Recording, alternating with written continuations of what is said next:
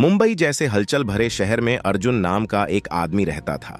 वह एक समर्पित इंजीनियर थे। उनके सहकर्मी उनका सम्मान करते थे और उनका परिवार उनसे प्यार करता था।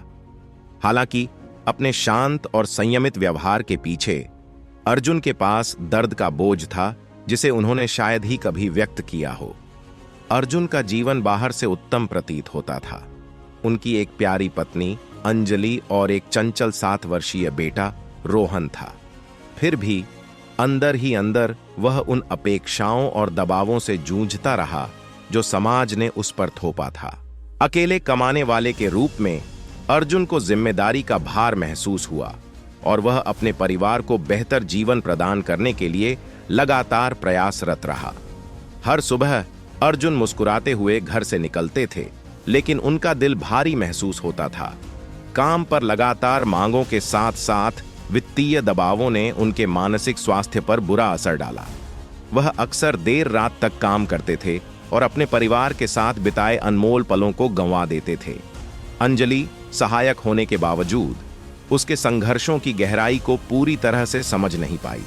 वह कई अन्य लोगों की तरह यह मानती थी कि पुरुष मजबूत होते हैं और उन्हें भावनात्मक समर्थन की आवश्यकता नहीं होती है। एक शाम जब अर्जुन थका हुआ घर लौटा तो उसने अंजलि को उसका इंतजार करते हुए पाया। उसने उसे खुश करने की उम्मीद से उसका पसंदीदा भोजन तैयार किया था। जैसे ही वे खाना खाने बैठे, रोहन ने उत्साहपूर्वक अपने पिता को स्कूल में बनाई गई एक ड्राइंग दिखाई। अर्जुन मुस्कुराया, लेकिन उसका मन कहीं और था। आसन्न समय सीमा और वित्तीय चिंताओं में व्यस्त था। अर्जुन, तुम आजकल दूर दूर लगते हो, क्या सब ठीक है? अंजलि ने पूछा। उसकी आवाज में चिंता स्पष्ट थी। अर्जुन ने मुस्कुराते हुए जवाब दिया, मैं बस थक गया हूं अंजलि, काम का बहुत दबाव है। अंजलि ने सिर हिलाया, लेकिन अंदर ही अंदर उसे लगा कि इसमें कुछ और भी है। उसने उसे जगह देने का फैसला किया, यह उम्मीद करते हुए कि जब वह तैयार हो जाएगा तो वह खुलकर बात करेगा। दिन हफ्तों में बदल गए और अर्जुन की हालत खराब हो गई। वह अलग थलग महसूस करने लगा, अपनी भावनाओं को किसी के साथ साझा करने में असमर्थ हो गया। समाज की अपेक्षाएं तय करती हैं कि पुरुषों को मजबूत होना चाहिए और असुरक्षा दिखाना अक्सर कमजोरी के संकेत के रूप में देखा जाता था। इस विषैले विश्वास ने अर्जुन को मौन और पीड़ा के चक्र में फंसा दिया। एक विशेष रूप से तनावपूर्ण दिन में अर्जुन को उसकी मां का फोन आया। उनके पिता बीमार पड़ गए थे और उनके इलाज के लिए उन्हें आर्थिक मदद की जरूरत थी। अर्जुन का दिल बैठ गया। वह पहले से ही गुजारा करने के लिए संघर्ष कर रहा था और यह नया बोझ उसे भारी लग रहा था। उस रात जब वह बिस्तर पर लेटा तो उसके चेहरे से आंसू बहने लगे। वह असहाय और अकेला महसूस करता था। अंजलि ने उसकी परेशानी देखी और धीरे से अपना हाथ उसके कंधे पर रख दिया। अर्जुन, कृपया मुझसे बात करो, मैं देख सकती हूं कि तुम्हें दर्द हो रहा है, वह फुसफुसाए।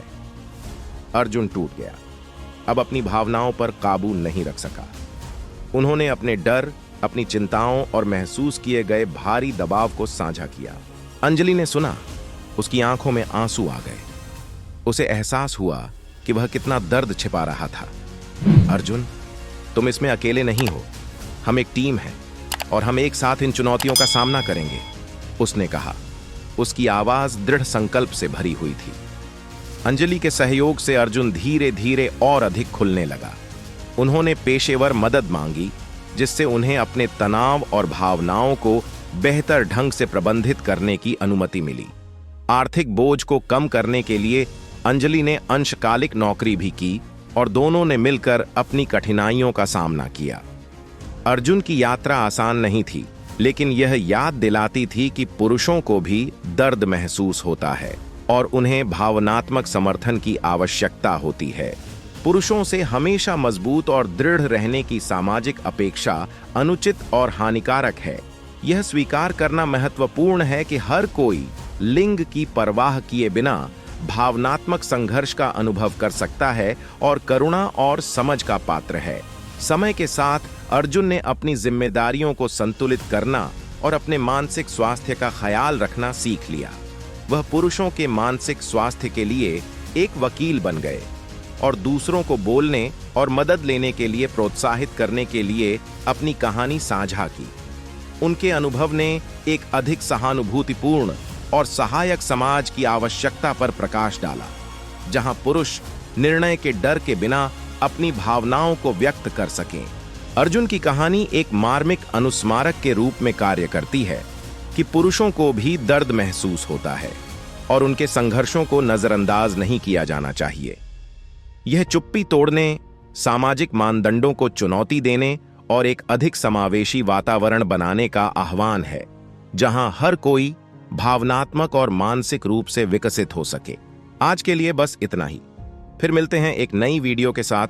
तब तक आपका ख्याल जरूर रखिए और मेरे चैनल को जरूर सब्सक्राइब कीजिए और इस वीडियो को जरूर शेयर कीजिए और लाइक करना मत भूलिए।